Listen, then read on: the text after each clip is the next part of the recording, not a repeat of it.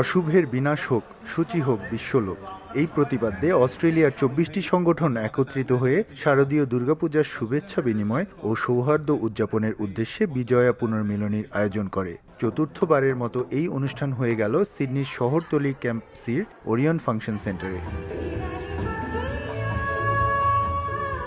মঙ্গল প্রদীপ প্রজ্বালন ও ঢাক শঙ্খ বাজিয়ে শুরু হয় অনুষ্ঠান।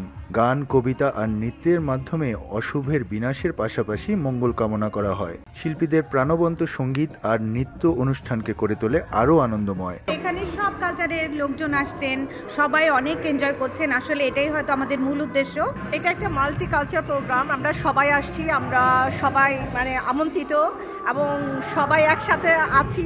ভালো লাগছে প্রোগ্রাম দেখে। নট অনলি হিন্দু, এখানে অনেক আমাদের মুসলিম ফ্রেন্ডও আছে। এটা মাল্টি কালচারাল একটা প্রোগ্রাম হচ্ছে এবং আমরা অনেক এনজয় করছি। সবার সাথে গেট টুগেদার দেখা হচ্ছে, এটা অনেক ভালো লাগছে। আমাদের এই বিজয়া পুনর্মিলনীটা গত 4 বছর যাবৎ সিডনিতে হচ্ছে। প্রতি বছরই আমরা বাড়ছি, আমাদের এই সংখ্যাটা বাড়ছে। আমাদের এই প্রচেষ্টাটা 4টা অর্গানাইজেশন থেকে শুরু করে 24টা অর্গানাইজেশন পর্যন্ত জড়িত।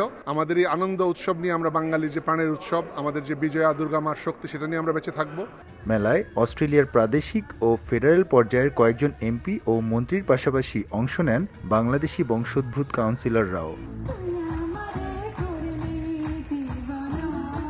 এস এম আমিনুল রুবেল, সময় সংবাদ, অস্ট্রেলিয়া।